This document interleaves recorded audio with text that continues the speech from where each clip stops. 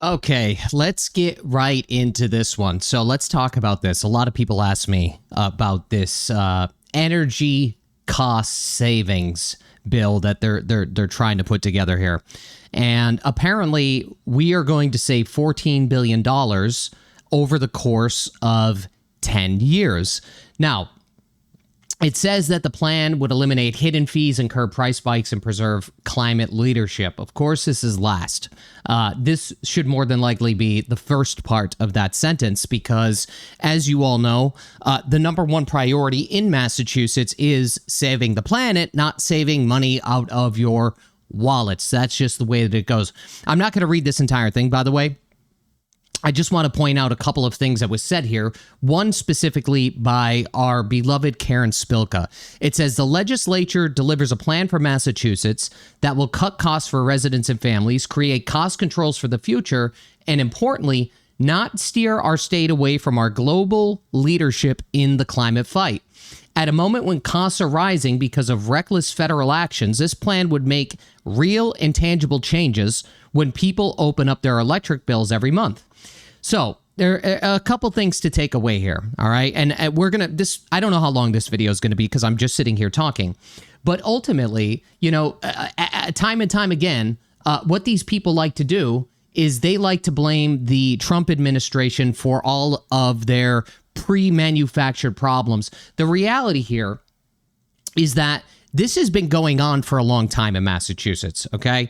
This started, like, our bill started to get to be outrageous back in 2014. That's when it really happened. It didn't happen over, let's say, the last year and a half under the Trump administration. That's just not true. It's just completely not true. It's the reality of these people pushing their incompetence on somebody else, as we've seen time and time again. That's what these people like to do. Now, I'm not discrediting this bill itself. The bill itself does have some, it does have some okay things in it, but I'll talk about that a little bit further down the line. It's just the reality that these people can't face the reality. They kind of made their bed and they're forcing everybody inside of this Commonwealth to sleep in it. That's what's going on here. Has nothing to do, not necessarily nothing. Okay, Trump did put tariffs on Canada. We do get a lot of energy from Canada. That's true. And I think it's about maybe like 10% or something like that. But the fact remains, if you do the math yourself, okay, if you do the math yourself, $14 billion seems like a lot of money. Now, again, that's over the course of, I believe, 10 potential years. If there's roughly around 2.8 million households inside of Massachusetts, the real savings here is like $4 a month. And the reason it's so low is because it's stretched out, again, over the course of 10 years. So the number here really doesn't matter. The number really doesn't matter. $4 a month, or even if it was $10 a month, is absolutely nothing. That is not enough money in terms of savings. Now, the number that you can't necessarily quantify is, like, it says eliminate hidden fees and curb price spikes. So I'm not entirely sure if, let's say, future savings down the road, like let's say there was a large price spike or something like that. I don't even think they could say that, okay, instead of going from a theoretical $4 a month is now going to be $15, and it would have been $15 a month, so you're saving an additional $11 a month. I don't think that they're going to necessarily be able to, like, quantify that, right? And the reason that I think that is because it's one thing, like 14 billion, again, seems like a big number. And some people that don't read into these things might even think this is over the course of a year, which would be a significant amount of money saved on your bill. But the fact remains, nobody actually broke down the cost savings on a per resident basis. And these things aren't impossible to come up with. I mean, again, you could kind of ballpark these things, because if you figure 14 billion over 10 years, theoretically, over the course of 2.8 million homes, again, it's like $4. That's, simple calculator math here. I'm not sure why they couldn't put an estimate together. And, well, actually, I think I know why they couldn't put an estimate together, because if this said amid rising energy costs, Massachusetts Senate releases a $4 a month, $4 a month savings plan for ratepayers. I think that people wouldn't even read past this headline. Okay, that's more than likely what would have happened. So this was a pretty good interview by Ben. He's been covering this alongside, I've been covering this as well. He does a pretty good job. Let's watch this, and then I'll kind of give you my opinion on what's really going on. Joins us now with a closer look, Ben. Yeah, Maria and Ed, Mass Save costs a lot of money and is paid for by both gas and electric customers. So for the House, it was an easy target. This Senate bill. By the way, I have a future video, and Ben, if you're watching this, I have some information that's happening with Mass Save. And it's not even necessarily on the resident portion of Mass Save. It's on the business portion of Mass Save that I've been working on. And I think you'd probably be interested to see what is going on. Although takes a different approach, instead going after another state program that's also costing us billions. On this issue, this one issue of Mass Save, I'm hopeful that I can get the House to agree with the Senate. That's a billion-dollar hill. State Senator Michael. That's the other thing, too. There's a divide between the House and the Senate when it comes to Mass Save. That's kind of what they're talking about here. Barrett has declined. When the state House rolled out its energy affordability bill this spring, the centerpiece was a $1 billion cut to Mass Save, the state's energy efficiency program, which pays hefty rebates for new electric heat pumps. But at $4.5 billion, it's come under fire as too expensive. Mass Save can cost upwards of $100 on the delivery side of a monthly winter gas bill. It's absolutely the Mass Save program. Like, the intentions were good, okay? The intentions were good, but the implementation has been absolutely atrocious. I mean, I covered this months ago because the auditor did a report on this, and basically what's happening with Mass Save right now is that if you have money and, like, let's say you could afford a heat pump or something like that, you could pull out a significant portion of money from the Mass Save program that would subsidize a portion of that bill. So let's hypothetically say a heat pump costs in a larger home, let's say it's $20,000. Maybe Mass Save will match $10,000 with your $10,000. So it's still a 50, again, this is theoretical. It's still a 50-50 split. Now, if somebody can't afford a heat pump, let's say, and they could only afford insulation, and let's say blown-in insulation that they don't have in their attic, or they have no insulation at all, let's say it costs $3,000, they're still going to essentially match it 50-50, right, on paper, but the amount of money you put in versus the amount of money that somebody from Lexington or Brookline or Newton could put in, you're getting a much smaller piece of the pie in terms of dollars spent. You're getting the same theoretical percentage, and if it's 50%, it's 50%, but if you can't spend a lot, you're not going to get a lot in return from the program. And remember, a lot of people that can't even afford to put insulation in their house or can't even afford to do anything, they're kind of screwed, right? They are the ones that kind of get screwed. So the Mass Save program disproportionately affects gateway communities and communities that aren't, let's say, higher on levels of income, yet they are paying, a significant portion into this program to fund heat pumps that for people that live in Lexington. I mean, doesn't that seem broken to you? I mean, really? Energy efficiency is about helping you cut costs on next year's bill. A little investment in the future really pays. What they should do, and maybe they do this already, and I'm not advocating for this, is an idea. I'd have to actually think about it, but I'm sitting here watching this. It would be like the amount of money that you could get back from Mass Save. Like, let's again say you live in a more wealthy community, whether it's Lexington or Weston or Brookline or something like that. They should, again, not advocating for this, guys. I know some of you live there, but what they could do is they can make it based on your income or make it based on the area median income versus your income to get a percentage back. So that way, if we're forced to pay into these programs, then what would happen is they would get a smaller piece of the pie, and let's say disenfranchised communities and or people would get a bigger piece of the pie.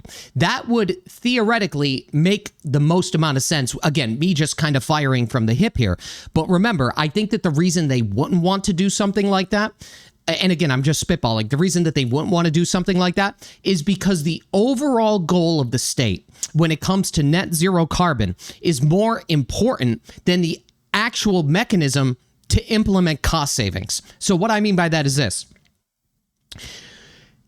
They think, and again, nobody knows this for sure because there's a report that was commissioned in 2004 that still hasn't been released, by the way. You guys should email your state reps and Maura Healey in regards to release that report because nobody knows what's going on. They're probably cooking the books, right? But it's more important for the legislature to reach net zero carbon. How do they do that the fastest? They do that the fastest by incentivizing people with money to install heat pumps into their homes. That's why the larger portion of the money that's in Mass Save is more than likely going, and I believe is going, to people that have more money. Again, for HVAC heat pump installation, which costs significantly more than just adding some insulation or LED light bulbs in your house. You see what I'm saying? So the bigger picture goal isn't necessarily to, let's say, give money from the rich to give to the poor. It's to take money from the poor and give it to the rich so they could implement this system faster. You see what I'm saying? That's what's going on here. That is realistically what's going on with Mass Save. Pays off. So the Senate would leave the Mass Save plan intact, but cap the administrative costs and implement a new oversight board. If Mass Save is saving people money, then I don't care if it's unpopular today. You make your case. The thing is, what this guy's not addressing is what I just said. It is saving people money. There's no doubt. It's costing people money to save some people money. And the people that are saving the most amount of money with Mass Save are people in wealthy communities. That's what's happening. That's what the problem is. That's where Mass Save is broken. But again, they need to do this because I will guarantee you that the people that are in wealthier communities are more than likely the first people that are going to implement going all electric. Look at Newton, for example. Newton, you can't even build a new house with gas, okay? It's illegal. It has to be all electric. So that's where it's completely disproportionate, and they don't want to talk about it in an honest, at least in my opinion, they don't want to talk about or have an honest conversation about this. If it's unpopular today, you make your case. One case Barrett insists will be in the final bill, the phase out of another expensive state program known as GSEP. In exchange for replacing the most leaky pipes, GSEP gives gas companies guaranteed profit on the work. But the program exploded in size, topping $901 million last year.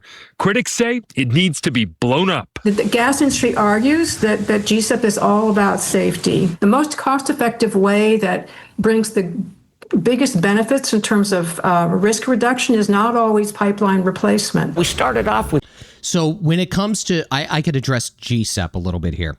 So when it comes to GSEP, what's really happening is that since I believe, I can't remember the actual date when this started from memory, but it's going to eventually be phased out by 2030. And right now what was happening was they were replacing leaking pipes, which is, obviously a good idea, but they're trying to change that into a needs basis, basically. So let's say high priority pipes that are leaking, they are going to fix those. But what ended up happening with this program is that it kind of exploded. So you are going to save money there with GSEP, but it's not going to be a significant amount of money. They are theorizing that it's going to be roughly around $1.47 billion or something like that. Again, over the course of a period of time. That's what's going on with GSEP. It's okay, but I could go a little bit. Actually, you know what? I will go a little bit further on GSEP. So my only thing when it comes to GSEP is this. Just about a year ago today, Maura Healey and her administration were kind of cheering on bringing in natural gas from the Algonquin. There's that Algonquin project, right? Where they're trying to effectively get more natural gas into the region going through, I believe, Norfolk and Worcester County, if I'm not mistaken.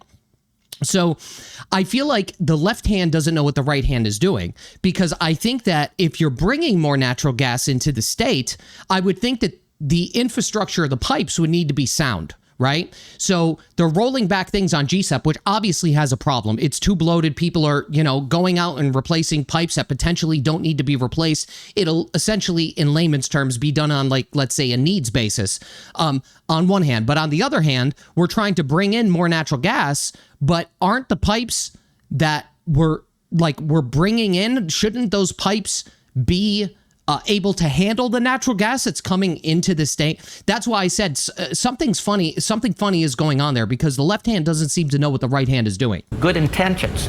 Make sure the pipes don't blow people up. Instead, it's become a loophole. Yes. Minor routine construction is now being routed through GSEP. When GSEP began, the replacement cost for a mile of pipe was about $1.3 million statewide. That's right. Yeah.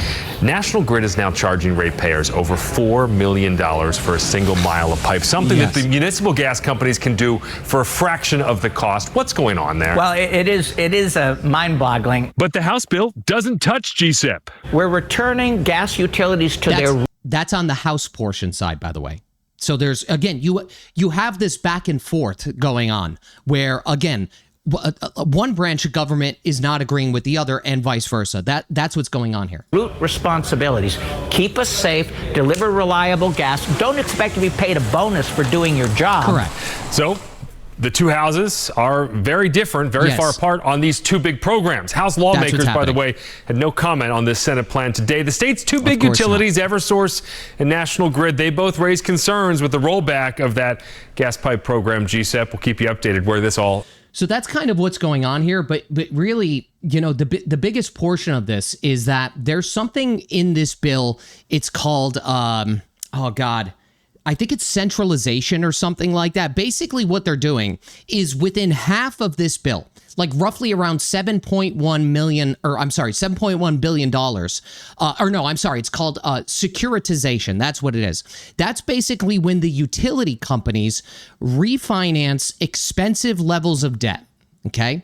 And they refinance them at a lower interest rate. And then what they end up doing is they pass that savings on to the consumer or the ratepayer, which again sounds like a win, right? Because you do save something. You save on, like, let's say the interest portion of what you would be paying because the interest is going to go down.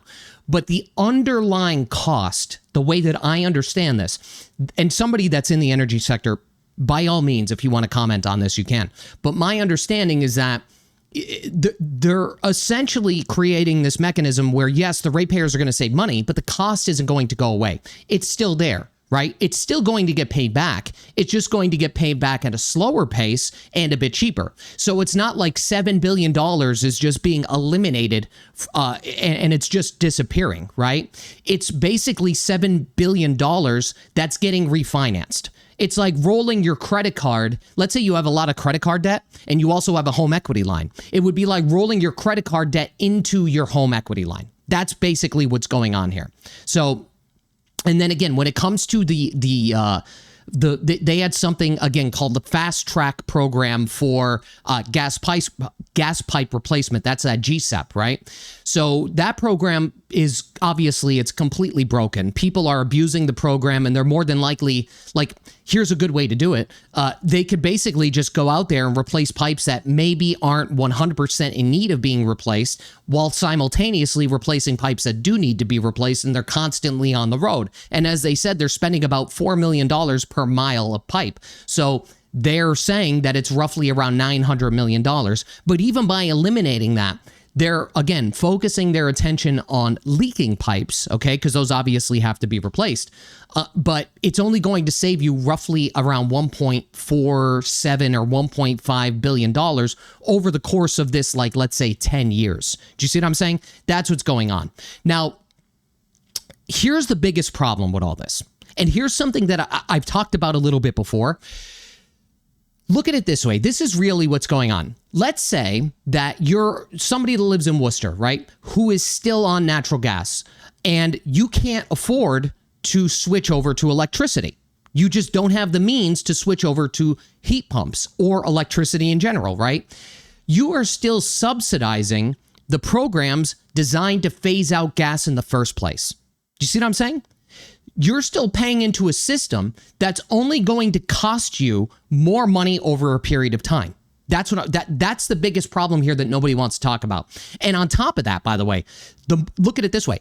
The more people that leave gas, okay, natural gas that is, right? The fixed cost of maintaining it is going to get split among fewer customers. So what happens is, again, in theory, if less people are paying for natural gas because they switched over to electricity, the effective rates will essentially go up, because the more people that leave natural gas and switch over to electricity means that there's less money being spread around, so that the portion of people that are still paying into the state's programs to electrify the entire state, if you don't switch over to to electricity, you are screwed, right? You're screwed, because there's going to be a less pool of people paying for natural gas that switched over to electricity. And if you're the last man standing on natural gas, you're screwed, because it's going to cost you significantly more. So they're essentially sticking you between a rock and a hard place so that you do switch over. This is exactly why, and backs up my claim, that more than likely people in relatively wealthy communities are the ones that are going to upgrade to heat pumps the fastest, and also utilize the Mass Save program if they qualify for it. See what I'm saying? So whether you like it or not, your gas company or consumers that use gas, and even companies that use gas, are paying for your own demise. Okay, that's what's going on. And I just want to touch one more time on what's happening with the Algonquin project. Right, this was something that was proposed roughly about a year ago. Right, and they were going to run more gas transmission lines between or through Norfolk and Worcester counties. Mass DPU signed off on this. They signed a 10-year. I believe it was a 10-year utility contract to do this. The second is something called Project Beacon, which is a much larger proposal and expansion that could bring a significant amount of new capacity into the Northeast region for natural gas. And you need to remember something here. Healy's office, after being pressed, and I mean me, Ben, everybody, right? Mass Fiscal, Elijah D'Souza, Citizens Against everybody is pressing Maura Healey on what the hell is going on, right? And then all of a sudden, she's starting to roll, again, similar to this, right? They're starting to roll out these things, but what I considered a decent win was getting more natural gas into the region. And that was the Algonquin project, basically. So my question here, and what I said earlier, and what I've been saying for a lot of time, is that if we were being proactive in backing more gas in, at least in terms of the federal transmission level in one hand, why are we simultaneously removing the financial fast lane for maintaining the local pipes that distribute it once it arrives on the other? That's what I don't understand. Do you see what I'm saying? There's two things that are contradicting each other here. And again, I'm not advocating for not removing the bloat inside of that program. I understand that by removing that bloat, it's going to save you some money. $1.4 or $1.5 billion over the course of 10 years is probably like 25 cents or something like that on your bill. But again, it seems to me like it's counterintuitive. And maybe somebody who knows a little bit more about this could explain it a little bit further to me. Maybe you could call me or email me. But I just feel like the left hand doesn't know what the right hand is doing at certain points, right? And another reason that I think that is because, again, you have Karen Spilka out here, blaming the Trump administration for the high energy costs. But we've had high energy costs since the beginning of 2014 and beyond, right? We are completely outpacing the rest of the country when it comes to the cost of energy, at our own demise. And on top of that, there was a report. Hang on, let me see if I can find this for you. Hold on 1 second. I want to show you something about what I talked about a little bit earlier. It is, let's see. Here it is. Here. This is what I want to show you. This was posted today, actually. It says Fiscal Alliance Foundation calls on, I didn't know about this either. Fiscal Alliance Foundation calls on Healey administration to release withheld net zero cost study. The Fiscal Alliance Foundation today called on the Healey administration to immediately release a state commissioned analysis examining the cost of achieving Massachusetts net zero emissions mandates by 2050. According to a report published this week by Commonwealth Beacon, the administration commissioned a study to determine, I've been talking about this for a while, this is why I want to bring this up. The administration commissioned a study to determine the financial investments required to meet the state's net zero goals. The study was expected to be completed by the end of 2024, but remains under review and has been withheld from public disclosure. This is very concerning to me. And honestly, screw the $14 billion in savings, okay? Forget the $14 billion in savings. What I would focus my attention on is going through this and getting this report. Nobody is going to care about like $14 billion over the course of 10 years when it's $4 a month on your bill, okay? $4 a month on your bill. We need to know what direction we are heading. I would sacrifice $14 billion. This is what I'm trying to say. I would sacrifice that $14 billion if they would release this report today. Seriously, because that way they're probably not, I know why they're not releasing this. They're not going to release this until after election. That's what's happening here. Whoever wrote this at Mass Fiscal, that's what's happening. They're not going to release this report until after election, because I will almost guarantee you, it says the study was expected to be completed by the end of 24. That means that this study has been going on for maybe 1 or maybe even 2 years, or maybe the beginning of 2024, which is still about a year. So they're withholding this from the public. If they're withholding information from the public, that leads me to believe that the information is going to be information that the majority of the public disagrees with. And they're more than likely not going. This could be a really big pivoting point for anybody that is challenging Maura Healey come November. Okay, I would be advocating for this and screaming about it from the rooftops, because unless, again, they're cooking the books here to some extent, like I said earlier, this would be a major win in terms of transparency. But as you know, in Massachusetts is where transparency goes to die, okay? Massachusetts taxpayers deserve to know the cost of policies being proposed in their name. If this study is informing policy decisions, it should be available for public scrutiny. The Healey administration cannot ask families and businesses to accept higher energy costs, electrification mandates, and major changes to the state's energy system while withholding the price tag from the public. 100,000%. And right now, all we know is ISO New England's theorizing that it's going to cost us roughly around $415 billion in Massachusetts and approximately $850 billion across New England. That's a problem. Okay, so there's multitudes of things that are going on here. First of all, it's the name pointing. Okay, none of these people. Here's the thing, guys. Let me give you a piece of advice. You guys, I understand if you want to have your climate goals and all of these other things. If you release a report like this, and let's theoretically say that it's accurate and there's going to be perceived savings, release it, because people could, I should say, get on board with a investment now for a future of savings. Some people would get on board with that. But when people don't know where their money is being invested in, number one, how much it's going to cost in terms of that investment, and meanwhile, not knowing their return on their investment, nobody is going to get on board with that except for the advocates and activists that are, that's it. That's the only people that are going to get on board with this, okay? And I'm not saying that renewables, solar, wind, I'm not saying that this isn't even a reality that could potentially be cost saving. I really don't think that it will, at least not right now. But 100 or 200 years into the future, right? Anything is possible. You'd have to be a nitwit to not think that something else could potentially come through. And maybe it's not even wind and solar. Maybe it's nuclear. Maybe it's something else. So information is key here. You can't be negative to every single thing, but you could be negative to the point that they haven't released a study that was commissioned in 2024 to on whether or not it's going to be a net negative or a net positive. See what I'm saying here?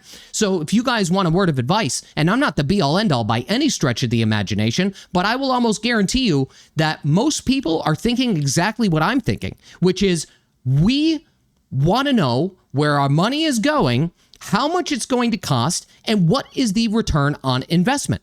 There is no person watching this video, and I will guarantee you there's no person inside of the state of Massachusetts or anywhere in the country for that matter that's going to hand over tens of thousands of dollars to an investment firm without knowing a rate of return. It's not going to happen. And that's exactly what happened to us.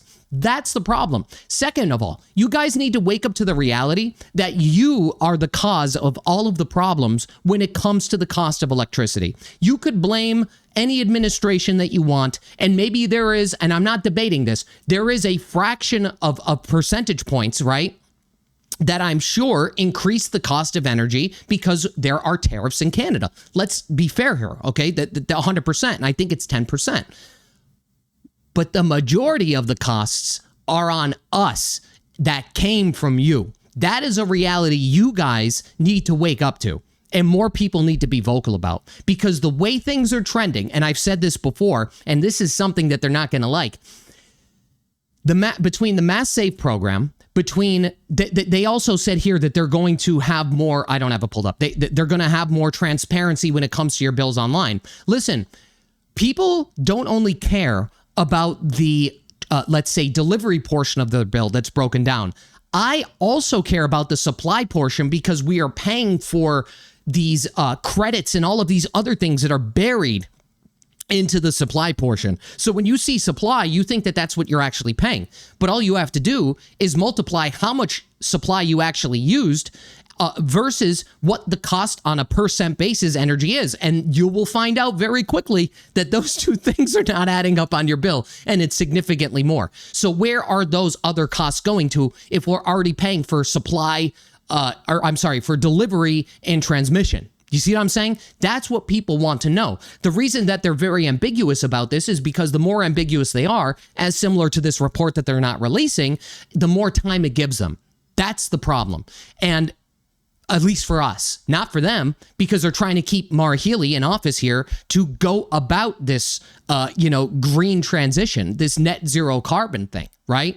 But again, I think that more people could be on board with something if they knew what they were investing in, and if they knew that the reality is going to save them money in the future. That's very basic. I feel like that's a very common sense take and approach to this. So to sum it up, I know the video's 30 freaking minutes long. To sum it up, the $14 billion, it's smoke and mirrors. That's really all it is. It's going to be like what? Maybe $4, maybe $5, maybe $6 a month on your bill. Maybe like you save a couple extra bucks here because of perceived potential spikes or something like that. I don't know, guys. I just, when it comes to this energy stuff, I feel like I understand what they want to do. I understand they want to be progressive. I totally understand all of that. It's not something I'm not aware of. But you sometimes have to be grounded and come from a place of reality. And before you implement something, like, why are we doing a study in 2020? Look at it this way.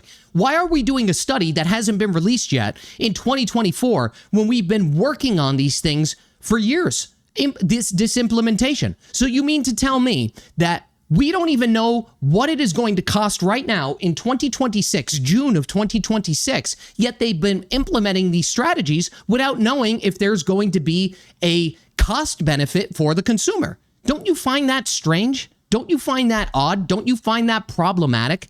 I know it's one thing to be forward thinking, but it's another thing to be forward thinking and have some sort of data to back it up. That's where I'm coming from. Okay, that's it, guys. Sorry for the long video. I'm sorry. But that's it.